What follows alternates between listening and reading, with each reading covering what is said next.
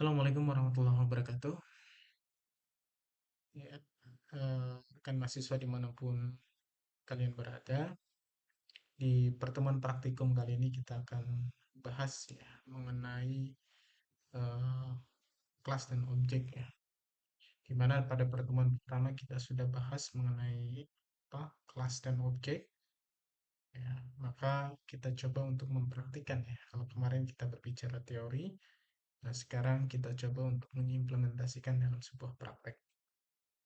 Nah, untuk praktek kali ini tentunya perlu kita gunakan tools ya.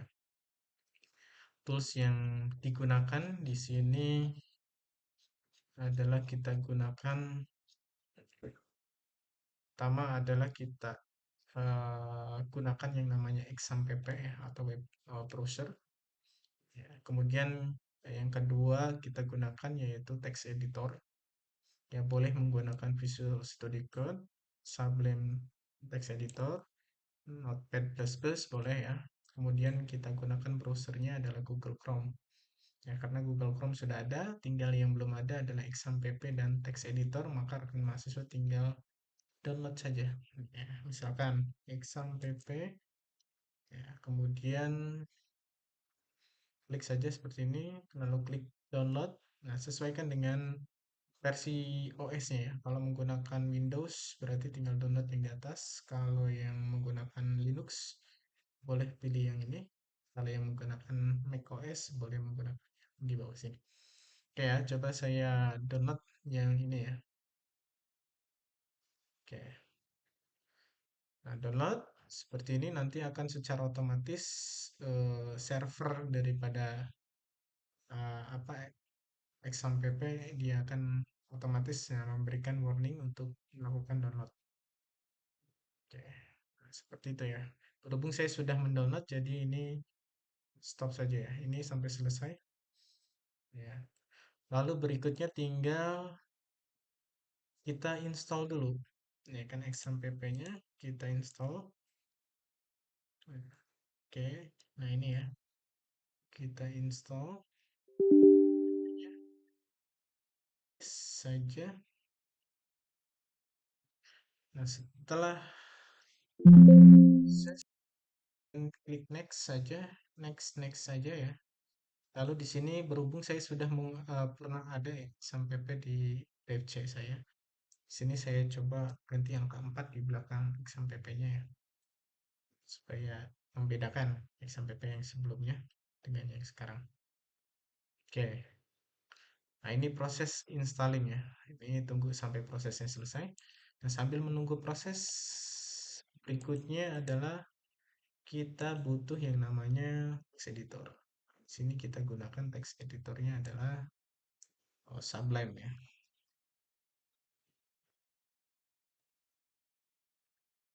Boleh menggunakan Visual Studio Code juga nggak masalah, silakan ya. Download misalkan Sublime-nya. Kalau versi Windows ya berarti tinggal klik ya di sininya. Yang Windows 64 bit ya. Download saja. Oke, download. Nah, ini sampai proses selesai. Oke, itu cara mendapatkan web service dan juga text editornya. Oke, sudah ya. Selesai. Nah, kita balik lagi ke exam ya, yang tadi proses installing. Ini masih unpacking file. Ya. Nah, nanti kalau sudah selesai proses instalasi ini, maka kita proses instalasi Sabun. Nah, tinggal klik yes saja ya. Karena saya sudah install, tinggal next saja. Cara installnya ya, gampang lah. Oke ya, jadi Sublime dan XAMPP-nya kalau sudah terinstall, tinggal kita jalankan. Nah, berhubung saya sudah punya XAMPP versi sebelumnya, jadi saya cukup menjalankan saja XAMPP-nya. Oke, buka seperti ini XAMPP-nya, lalu klik Start. Nah, dia pasti saja ya dulu, karena kita belum menggunakan MySQL. Oke, minimize saja kalau sudah di start. Nah, biasanya kalau sudah di running itu ada di sini ya. Oke, nah berikutnya tinggal kita buka Sublime-nya. Nah, tinggal search aja Sublime-nya. Nah, lalu dibuka seperti ini. Lalu kita ikuti perintah yang ada di modul dulu ya. Kita bertahap saja ya. Praktikumnya jangan terlalu gesa-gesa atau terburu-buru. Oke, kita mulai dari objek dan kelas dulu. Oke, yang pertama kita coba buatkan, ya, siapkan satu folder ya dengan nama yaitu PBO, ya kan. Kemudian berikutnya di dalam folder PBO buat lagi dengan nama OOP. Oke ya. Nah, folder PBO ya kan ini kita buat di dalam htdocs. Nah, cara mengetahui htdocs itu lokasinya ada di mana, kalian tinggal buka, ya kan. Tadi kan instalasinya adalah di di C ya kan, di trip C. Kemudian ada namanya exam ya kan. Tadi kan saya buatnya exam pp versi 4, berhubung ini masih menproses, ya saya gunakan yang exam pp 3-nya ya. Buka saja, kemudian di dalamnya pasti ada nama folder yaitu dengan nama htdocs. Nah, dibuka saja, kemudian buatkan nama folder yaitu PBO. Nah, kita delete saja ya, biar gampang kita mulai ya. Oke, buat dengan nama folder PBO ini ya. Oke, sudah kita masuk ya. Ketika sudah dibuat folder PBO-nya, kemudian kita masuk ke dalamnya. Lalu di dalamnya kita buat lagi folder dengan nama OOP. Paham ya? Jadi masuk ke dalam C dulu, exam pp, lalu htdocs, lalu masuk buat folder dengan nama PPO. Kalau sudah ada di dalam PBO, kita buatkan folder lagi dengan nama OOP. Oke ya. Oke, fungsi dari folder itu yang nantinya adalah untuk menyimpan file-file project kalian ya di dalam folder tersebut. Oke, kita mulai ya. Kita buka Sublime-nya, lalu kita buka folder yang sudah dibuat tadi. Oke, file, open folder. Nah, kita masuk ke C, lalu ke exam pp3 kalau punya saya. htdocs, lalu klik folder PBO-nya, langsung select folder. Gitu ya. Jadi biar ada dua tampilan, dua folder, maka langsung dari PBO kita munculkan saja. Oke ya. Nah, panah ke bawah artinya ini terbuka ya. Kita kita buka di OP dengan klik di bawah, apa namanya, foldernya ini terbuka seperti ini ya. Nah, kita coba masukkan filenya itu adalah di sini. Oke ya. Kita simpan di dalam OOP filenya. Oke, kita buat dulu ya. File, new file, kemudian langsung kita save saja. Nah, kalau lupa C gitu kan ya. Exam pp3, htdocs, lalu masuk ke PBO, masuk ke OOP, buatkan di sini nama filenya. Tadi apa nama filenya? Buatkan nama filenya dengan nama kelas objek. Oke ya. Nah, kita awali dengan huruf kapital dulu untuk kelasnya, lalu untuk pemisahnya kita buat lagi huruf kapital di objeknya. Di O-nya ya. Oke. Kita buatkan seperti itu. Misalkan kita buat namanya kelas objek. Gini ya. Oke, gini. Nah, karena kita menggunakan PHP berarti extensionnya kita buatkan PHP dengan mengklik .php gitu ya. Lalu kita coba save. Oke. Nah, cara mengetahui bahwa dia extensionnya adalah PHP, ya berarti di sini sudah ada PHP atau kita boleh cross check ke dalam div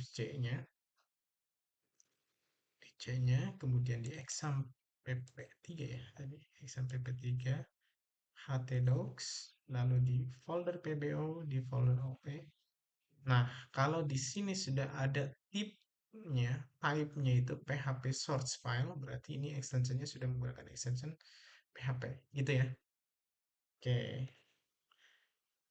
oke, tinggal kita ikuti lagi. Lalu isi file objek dengan nama kelas ya. Kita mulai dari kelas hewan dulu. Nah, memulai project PHP kita gunakan tanda siku tanda tanya PHP, lalu kita buatkan kelas hewan. Jangan lupa kurung kurawal tutupnya. Oke ya. Oke, jangan copy paste ya. Rekan mahasiswa ketik saja. Kalau susah, berarti cara ngetiknya gini. Nah, gitu ya. Di split dua, ini geser dikit saja. Hop, gitu ya. Tanda tanya, PHP, ya. Enter, kita buat nama kelasnya, yaitu hewan, kurung kurawal buka.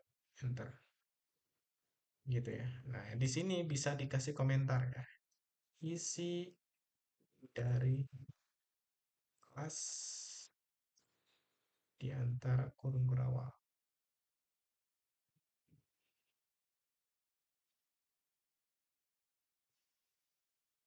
Gini ya. Oke, nah ini rekan mahasiswa sudah membuat satu kelas hewan. Nah, pada kode di atas untuk membuat satu kelas, maka kita gunakan perintah kelas. Oke ya. Nah, di sini berhubung kita sudah buatkan nama kelasnya yaitu hewan. Nah, kemudian kita tambahkan kurung kurawal. Nah, biasanya seperti formatnya ya. Kurung kurawal buka dan tutup. Ya, di antara kurung kurawal ini adalah isi daripada kelas. Ya, isi daripada kelas itu disimpan di sini. Di sini ya. Oke. Nah, selanjutnya kita akan membuat kelas ya, dengan nama objek.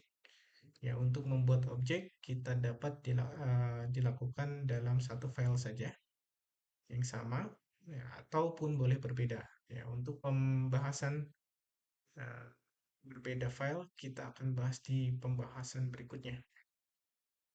Kita buat dulu di sini objek dengan nama kelinci dan kucing ya seperti pada perintah di bawah. Kita buatkan objek berarti di luar kelas ya. Buatkan objek di luar kelas dengan nama kelinci. Oh sorry, ini harus pakai dolar. Kelinci. Nah, ngoding itu bukan copy paste ya, jadi harus diketik. New hewan. Awas ya. Ini dengan ini beda ya. Nah, kalau ini berarti kelasnya belum dibuat. Tapi kalau ini sudah ada kelasnya, ya kan? Berarti kita akan buat objek, ya kan, di luar daripada kelas hewan. Ya, kita buat objek baru dari kelas hewan. Kurung ya, koma. Lalu di sini kita buat namanya adalah kucing. Kucing sama dengan new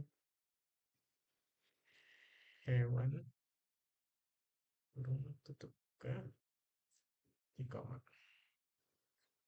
Oke, save. Gini ya. Nah, untuk membuat objek ketiga, kita gunakan perintah new. Nah, ikuti nama kelas dan khusus dan seterusnya ya kan. Nah, berarti kan kita bisa buat objek dengan perintah membuatkan new dan nama kelasnya. Nah, selanjutnya kita gunakan printr untuk mencetak hasil daripada objek yang sudah uh, dibuat ya. Kita bisa tambahkan printr atau cout atau vardam ya, terserah bebas mau pakai yang mana. Kita coba perintahnya sesuai saja ya. Kita gunakan print R. Nah, kalau kita menggunakan print R, berarti kita harus ada di dalam. Ya, misalkan kita panggil kelinci, ya kan? titik koma. Kita print R lagi. Nah, di dalamnya kita masukkan namanya adalah kucing. Kucing.com. Oke. Nah, kalau kita menggunakan echo, berarti ini echo gitu kan. Nah, stringnya kita masukkan string ini karena kita gunakan ini. Kita tinggal panggil saja dolar eh, apa namanya? Kelinci ya. Kelinci. Misalkan gitu ya. Nah, kalau kita pakai Varda ya, kita sama ekspresinya kita tambahkan seperti tadi ya. Ya, seperti print R. Misalkan kita tambahkan kucing. Nah, ini perintah-perintah ini sama saja fungsinya adalah untuk mengoutkan, cuman di sini ada kelebihan dan kekurangannya, ya kan? Kalau print R biasanya dan Pardam ini lebih detail. Kalau print R biasanya untuk uji coba apa menampilkan, ya biasanya kalau rata-rata orang menggunakan echo di suatu sistem yang full. Ya. Oke, coba kita runningnya. Cara runningnya tinggal kita panggil localhost. Host jangan sampai salah ya. Localhost slash apa tadi foldernya? pbo slash oop gitu kan ya. Enter. Oke, kok nggak jalan? Coba kita cek dulu. Start dulu. Jangan lupa apa aja di start ya. Apa aja di start dulu. Oke. Nah, kalau sudah di start, ini muncul ya. Oke, klik kelas objeknya. Nah, di sini ada objek hewan, ada objek hewan lagi. Lalu di bawah-bawah ini ada recappable fatal error. Objek kelas hewan could not convert to string. Nah, ini nggak boleh. Ya kan dalam variabel ini tidak boleh dituliskan dalam bentuk string. Ya, maka penulisan di bawah yaitu menggunakan echo ya, menggunakan echo dan juga vardam ini katanya nggak boleh karena di sini uh, could not be convert to string. Jadi tidak boleh di-convert ke dalam satu string. Artinya di sini minimal harus ada isinya. Gitu ya. Oke, kita matikan saja dengan mengetikkan, tekan Ctrl dan slash secara bersamaan. Gini ya. Artinya ini jadi komentar. Nah, yang dieksekusi ada nanti. Tinggal printnya saja. Oke. Oke, hewan objek kosong belum ada ya. Hewan objek berikutnya adalah kosong juga. Jadi ada dua objek yang dibuat ya kan, tapi di sini objek hewan ini ya kan masih belum ada isinya. Gitu ya. Oke, lanjut. Kita coba berikutnya adalah em, apa namanya? Kita coba berikutnya mengetikkan ya, properti ya. Properti ya seperti yang sudah disampaikan di dalam pertemuan. Nah, kita coba buatkan file dengan nama properti ya, dan lain sebagainya. Ya, nanti kita buat lagi. Nah, karena di sini kita sampai di sini saja ya untuk pengenalan terkait dengan kelas. Nah, maka berikutnya di video berikutnya kita akan lanjut ke apa namanya penggunaan properti dan konstan. Baik, rekan mahasiswa, mudah-mudahan bermanfaat.